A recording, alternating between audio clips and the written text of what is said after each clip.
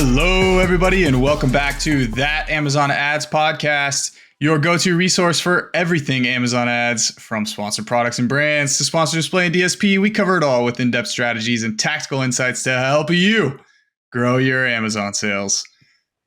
What's up, Steven? Yeah, how you doing? Hate that intro. All right, we'll figure it feels it out. so cheesy. I feel like I need to come know. up with something new every single time I do it because it sounds stupid the second time We I hear should. it. You know what? Moving forward, Andrew, we'll make it up every time. We're getting rid of the caption, the tagline. That sounds fun. That'll be good. Deleted. Good headline writing exercise. Yeah. What's up, guys? Couple quick announcements for you all. At the time of recording, we just passed 300 subscribers on YouTube, which we are extremely grateful for. Thank you all for supporting us and encouraging us to keep producing. We had this idea recently that there's kind of, I think, two very valuable things to helping anybody grow and become better in their career as a PPC manager. Number one is content. So that's why we're trying to produce helpful content to educate people. The second is community. A lot of that engagement happens on LinkedIn, people posting ideas and going back and forth and commenting.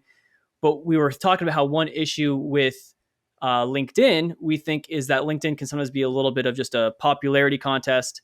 And if you're not, someone who has a big audience, big followers, you can't really just make a post and get a ton of feedback on your idea because it's just like kind of the nature of those platforms. So what we thought would be cool is opening up something like a Discord server. If anyone doesn't know what Discord is, it's basically just like a chat room. And yeah, that Amazon Ads Podcast would host a Discord server. Anybody who's a subscriber who's curious to learn more, just hang out with me and Andrew, ask questions. We'll open that up. We think that could be a really good medium for just engaging with our audience, seeing if you guys have any questions around the podcast, or you just want to engage with other like-minded people who are eager to learn, grow, throw ideas out there. Everyone can just hang out. So if we can get to 500 subscribers, we will open up that Discord server. So help us get across that next milestone. And if that happens, it'll be a fun time hanging out. Any other comments on that, Andrew? No, I'm really excited about that. That'll be really fun to open that up and create that atmosphere of growth for everybody and education, so that everyone can continue to up level their PPC skills. I'm really excited about that portion of it. I know for me personally, in my journey throughout this space, it's been absolutely pivotal to have the right relationships and the right friendships to learn from. Like, I've learned a lot from you as well as other people throughout the journey. And there's something that's invaluable about the connections that you can have and what you can learn from just one additional connection. And that's kind of what we want to create with this community and with this Discord server is for a place of sharing ideas, sharing strategies, wins, getting questions answered, learning, and connecting with other like-minded people. So we're really excited about that. So help us get there as quickly as we can. We just want to make sure that there's some demand for it, and that we'll have a good community of people right at the beginning to make it super valuable. So we're excited about that. We're going to be dumping a lot of exclusive content into that Discord as well, that you won't be able to find anywhere else. So if you want some more FaceTime with me and Steven, you want us to answer your questions, you want us to help you out along your journey, get some more tailored advice, you want some exclusive stuff, that's where you're going to get it. And how much is it, Andrew? What's the charge? It's the huge whopping price of free. So yeah. We just want to hang out. We just want to hang out with you guys and have a good time. I've used Discord in the past. I think it's way better than Slack. Slack has this corporate-y, I don't know, it feels like work. Discord is fun. So I really enjoy Discord. I think it's more engaging than just having posts and replying to posts and creating threads. So anyways, yeah, there's that. And then last thing, Apple and Spotify, our podcast there needs some help. So if you guys are enjoying this podcast, leave us a review. We'd be ever grateful. But that's all out of the way. Andrew, let's dive into part 2 of our sponsored ads reporting series. So yeah, we're just kind of going through it. We're going to talk about all the different reports. And what are we talking about today? Sponsored product impression share report is what we're going to go with this week. This is a good one. This is a fancy one. This is a relatively new one compared to some of the other ones that we were going to talk about. But yeah, this is a good one to dig into. A lot of good insights that you can glean from this report and help use to directionally pivot your Amazon PPC account. So I'm I'm excited to dive into this one. Let's jump in. All right, Andrew, we spent probably 40 minutes just talking about what we could do with all this content.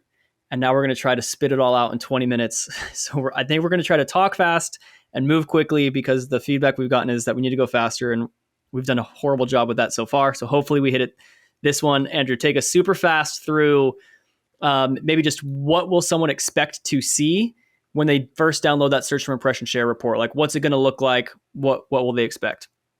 So, Steven, you remember that last episode we filmed? We talked about the sponsored product search term report. Mm-hmm. That one?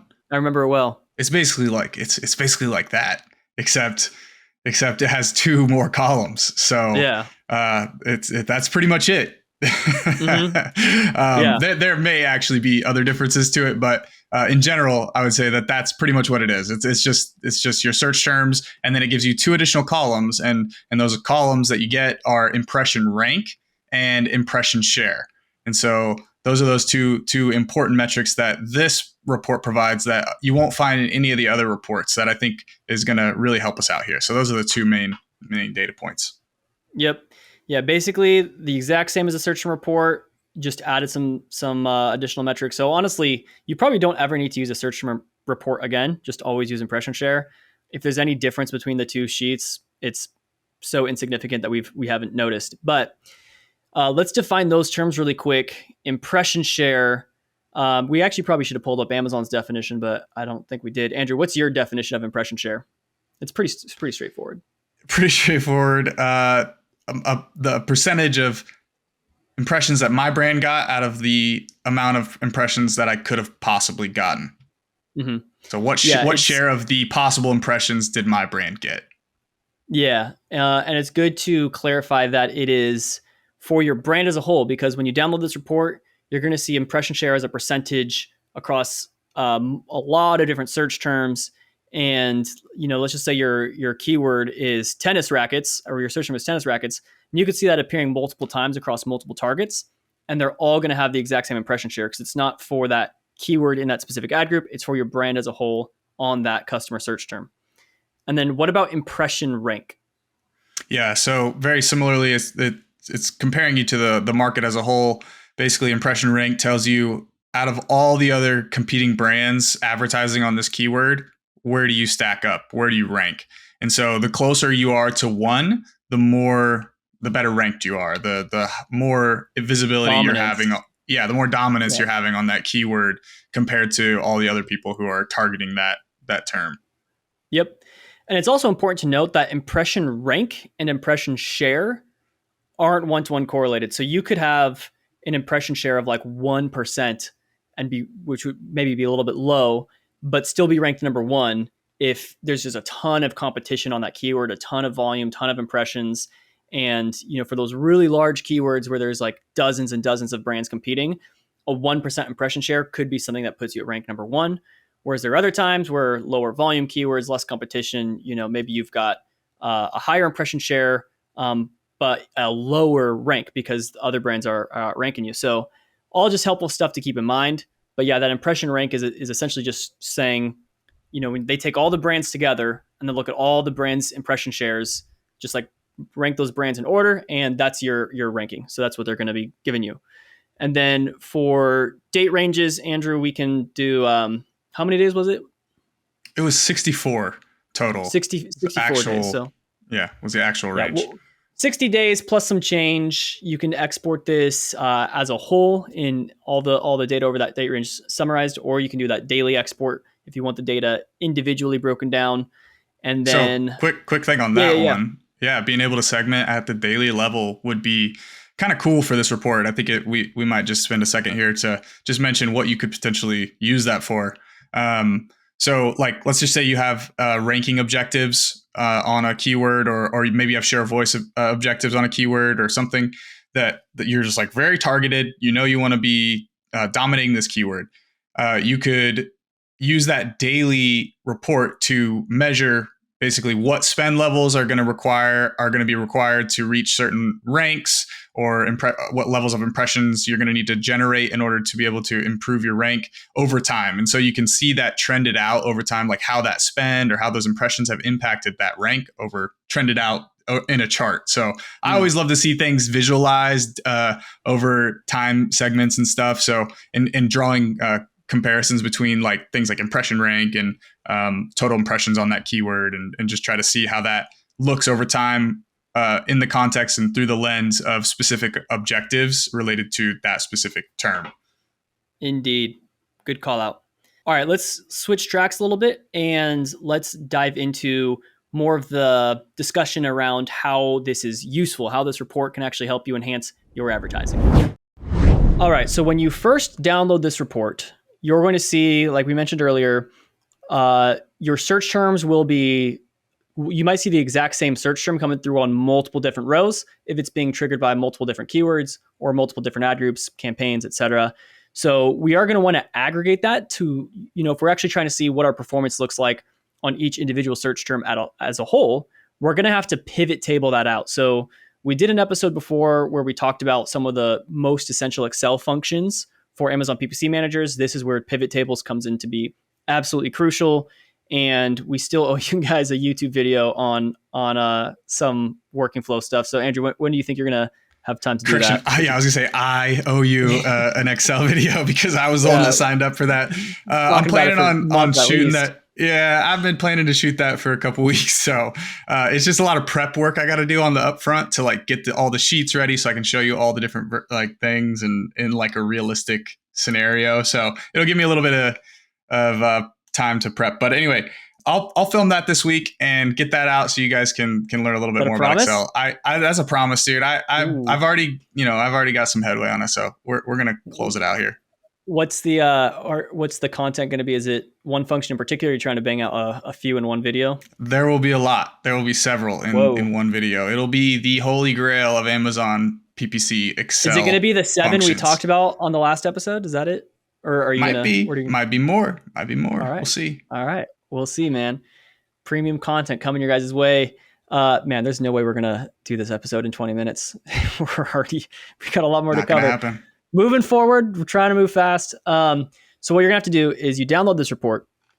You're going to create a pivot table to basically sum up all of your high-level metrics for your individual search terms. We're just going to aggregate it so that rather than seeing that one search term being broken across 10 different appearances, we're going to see for that one specific search term, what were our total impressions, what were our total clicks, total orders, total spend, total sales. Those are the 5 metrics that I personally always like to look at.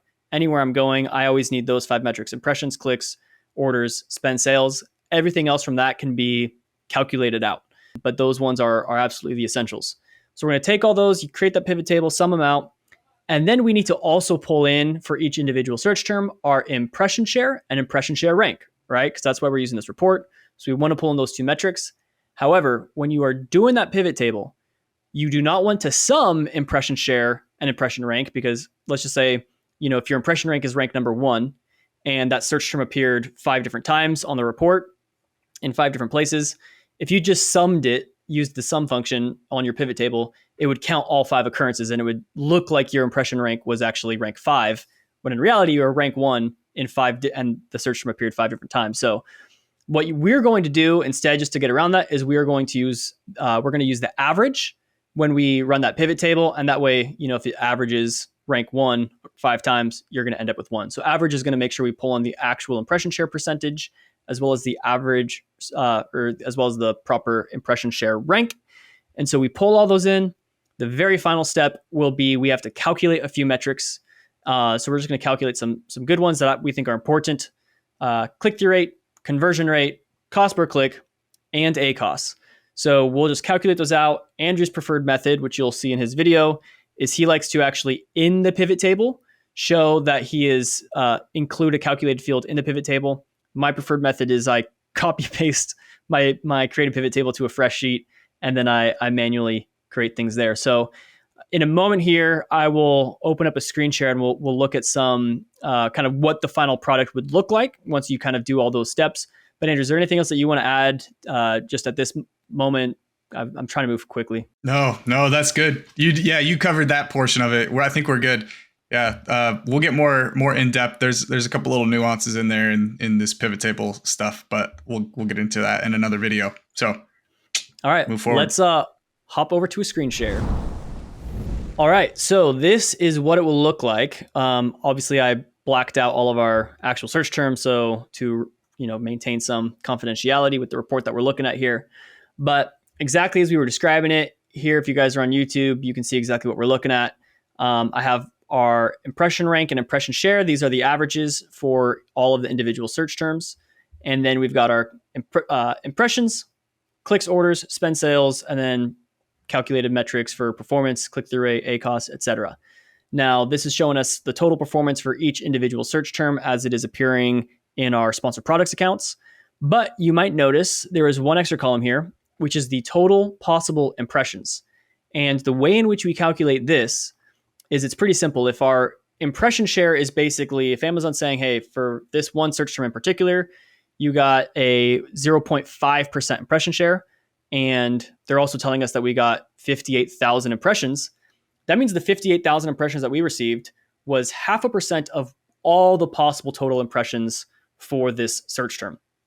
So to find out what that number is of what those total possible impressions are, it's pretty easy to just reverse engineer it. All you got to do is take your total number of impressions and then divide that by the impression share, and you will now get a total possible estimated impressions. Again, it's important to caveat that this is estimated for a number of reasons. Don't need to dive into the technicalities there, but it's very much an estimate. So the reason why this is helpful is now I can sort this. I can sort this spreadsheet by total possible impressions. So I have the search terms with the highest possible impressions ranked at the very, very top, and I can actually see where most of that opportunity lies. So Andrew, why don't you see if there's anything else you want to add here, special caveats you want to mention or point out. Yeah, I love it. I think it's good. That total possible impressions one is a really great metric that people can use from this report. I think the main thing we kind of want to get across here is just like why does impression share matter, and what does this report tell us? Like we know what it tells us, but like what can we draw from this? What can we take from this to actually go back into our account and make optimizations towards a particular goal? Like what could we actually use to take this report and turn it into an action step? And I think that's the big thing right here that's important that we need to really drive home. And I think the main thing that this report does is it helps you gauge the depth of market penetration that your brand is getting on your key terms. So like basically the higher you're ranked, the better your brand is positioned in comparison to all of your competitors, which would imply that you're capturing more impressions than your competitors. When it comes to of all the possible impressions, your brand is getting more than everybody else. Therefore, you're reaching a broader spectrum of the customers, you're reaching deeper pockets of the niche, and have a deeper market penetration than what your competitors have simply by metric of impressions. So that's a really important thing to know, because I think we can use that information to go back and make potentially pivots and changes to our ad account. Like, let's say you look at this report and you see that for tennis rackets, you are ranked number 5. You have an impression share of whatever it is. And you know that tennis rackets are super important for your brand, for your products, and you want to be the number 1 brand there. Now you know that you're not number 1 and that you have room to spend. There's impressions to generate and gather and customers and shoppers to reach that are still out there that your brand is not reaching at this point in time. And so we can take that back, make some optimizations, and increase that reach, increase that frequency if that's what kind of aligns with our goals. So anything else like that you would kind of take from this, Stephen, and kind of take back into your ad account?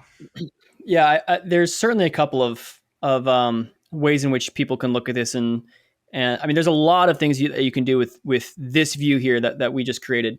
But just to give you a couple examples, this very top one, this this search term right here that is saying it has the highest possible number of impressions of all the search terms that we were picked up on in our sponsored products ads. Let's just say my client's target ACOS is, let's say, 30%. And we see that this one that has the most volume and therefore, potentially the most opportunity for sales growth within this category, we're at a 24, 25% ACOS. If our goal is 30% and we're seeing that our impression rank is kind of low, it's at 24, that's certainly not that great. Impression share is kind of low at 0.5%. We say, hey, this is a great opportunity where we can push a lot more. We can be pushing here, growing these sales. Now, actually, I happen to remember what this search term was, and our products have been out of stock for a while, so that's part of why it's low. It's not my fault, just in case if anyone's wondering why I'm not doing a better job here.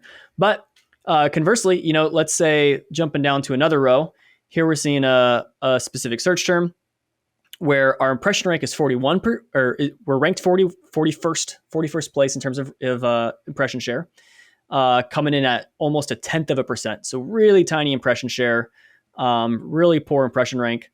But you can see here our conversion rate's really low at only 4%, and our ACOS is 162%.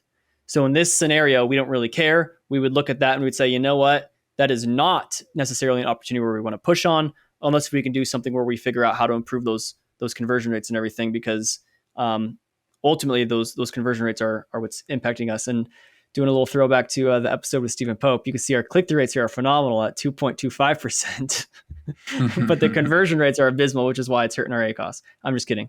Stephen Pope and I had misunderstood each other. We were talking about two different topics. Anyways, yeah. So I think that's and again, yeah, you can see like anywhere here where your conversion rates are doing decently at like 20%. These are all keywords with really high volume for us. These are all opportunities to push. So this is like a good, especially really good client reporting, where if the client is wondering, and actually if you are finding that you have certain search terms where you're actually ranked number one, and if you're already winning by a large percentage, you're ranked in the top 3, or you're ranked even number 1, and you're seeing this, there's not that, what that kind of implies is there's not a lot of opportunity for growth beyond what you've already achieved. And that's just something important to note, because going back to episode, I think it was episode 15, where we were talking about the top 3, or like really the 3 basics of what actually lead to growing your sales. We were saying it was traffic, conversion rates, and sales price. And this episode in particular is more, I think, geared towards troubleshooting traffic issues. So if you're ever seeing that your traffic has been decreasing, you're getting less visits to your product pages, this type of report is going to be great, because it's going to show you, okay, did your traffic fall because the total possible number of impressions fell? Or is it because your impression share fell? So if your impression shares drop, but you're still impression ranked number 1, and that you didn't lose that impression rank, or your impression share even increased over that time, then that's a really good indicator that you were actually, how did you phrase it earlier, Andrew? Increasing against I think it was a different scenario. I think it was a different scenario than what you were saying. It was like you were saying that your impression rank stayed number 1, or your impression rank stayed number 1 and your share dropped, or your share went up. Yeah, you were saying sorry. Yeah. You were saying your share went up, but your total possible impressions went down. And I was saying that you are pushing in, or capturing more of a declining market, or a declining. That's what it was. Yeah, declining pool of customers. Yeah, you're taking a larger share of a shrinking market. And why is that important? Well, especially if that's important for a few reasons, but if you are a PPC manager and you have to talk to clients, this is a huge point to communicate to them, so that they don't think it's your fault, so they don't fire you and think like, oh, you're the reason my sales are dropping. Also kind of calling back to the episode with Elizabeth Green, where we were talking about advanced reporting, analytics, storytelling. This is crucial to be able to read this, interpret this, go back to the client and let them know, hey, the market is shrinking. There's less search volume, or at least less impression opportunity. And what we are doing here is we're increasing our impression share. We're taking more of the market. But the reason why sales are down is ultimately just because traffic is down, and those are things outside of our control. But you can see that the PPC itself is doing a good job of pushing where we can. But if you saw that your impression share did fall, and maybe total possible impressions increased and your impression share fell and you lost impression rank, then that's a different conversation that you can have. In that case, That's why we have all these pivoted metrics out here, your conversion rate, CPC, and ACOS. You can try to troubleshoot there and see, okay, why did we lose that? Did our CPCs change? Did our ACOS go up? Etc. So I will conclude this screen share and stop sharing, Andrew, unless there's anything else you want to call on. No, you can stop your screen share. I have another Cool. point here though on this Yeah, topic go for it. that I think is good, especially on like number one. That was a great example of being able to tie this report back to an overarching big picture story narrative that you can craft to kind of tell the story of your metrics, and being able to interpret this report is super valuable. But let's say, a client, you go to your client and you show them this or whatever, or they look at it and they're like, hey, why are we only number 15 on this search term? Yep. And they've been asking you to push more aggressively, and like you're trying to push more aggressively. You're pushing more spend and you're seeing impressions grow, but you're not able to really move the needle on growing that rank. There are some factors here that are important to keep in mind whenever you're looking at this information and looking at this data. There are instances where you being impression rank number one on a keyword is not going to be possible. Yeah. Strictly due to a couple factors. The main one I'm thinking of is number of products available for advertising on that keyword or that are relevant to that keyword. Like, for example, if you're in a supplement space and you have a bunch of different variations of types of products, you have proteins and you have energy powders and you have other stuff. You're only going to have one product potentially, or maybe a variation in size, maybe one or two products where you can advertise on a relevant term. So if it's like for protein and you have protein powders, and you only have two of them, you can only win a couple ad placements on a search result page.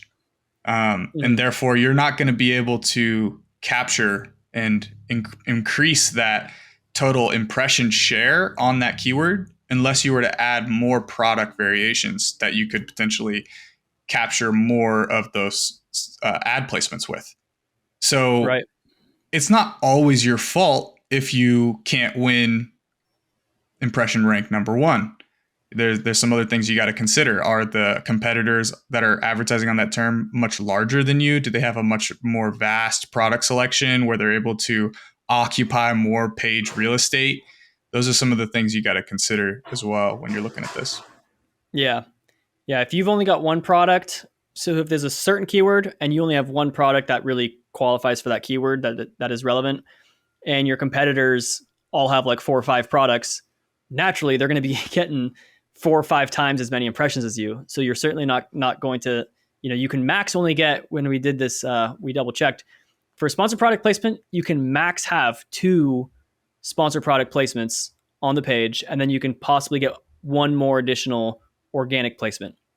So you're only getting 3 possible placements if you've maxed it out on your one product on that page for, potentially, I forget how many it is. I think there's like 60 results that pop up.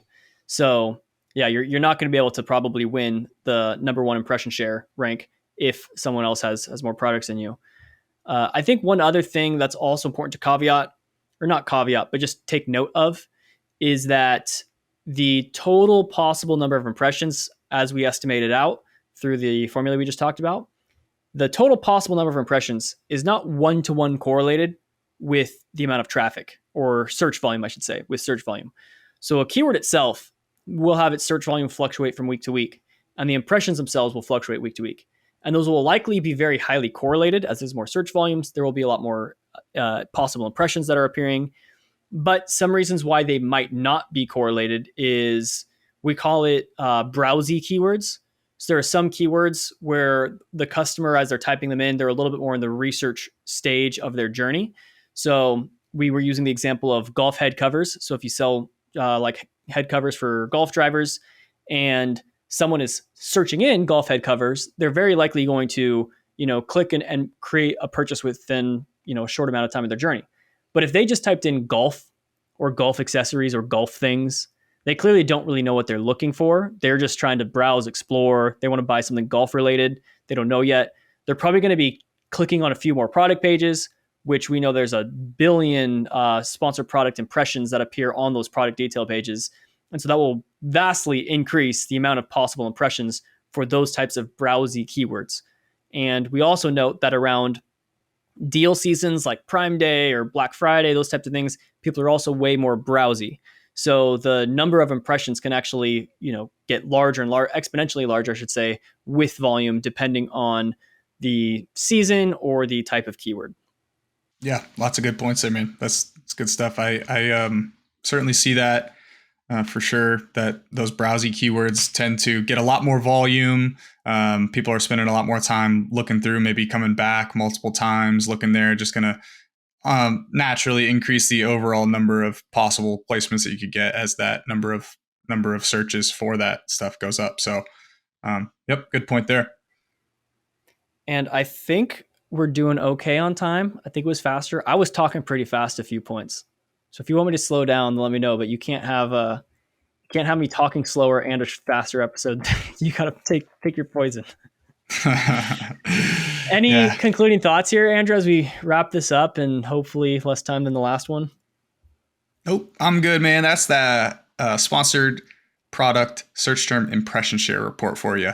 This is a pretty in-depth discussion about one report. I was actually, when we threw up the idea of doing a series on reports, I was kind of like, man, it's like going to be super boring for people. But as we've set up these episodes, we just dig in and there's just layers upon layers upon layers that we could go into. And so hopefully this was a sufficient episode for this report. There's a lot of different ways we could have gone with it, but hopefully you got some value from it. Yep.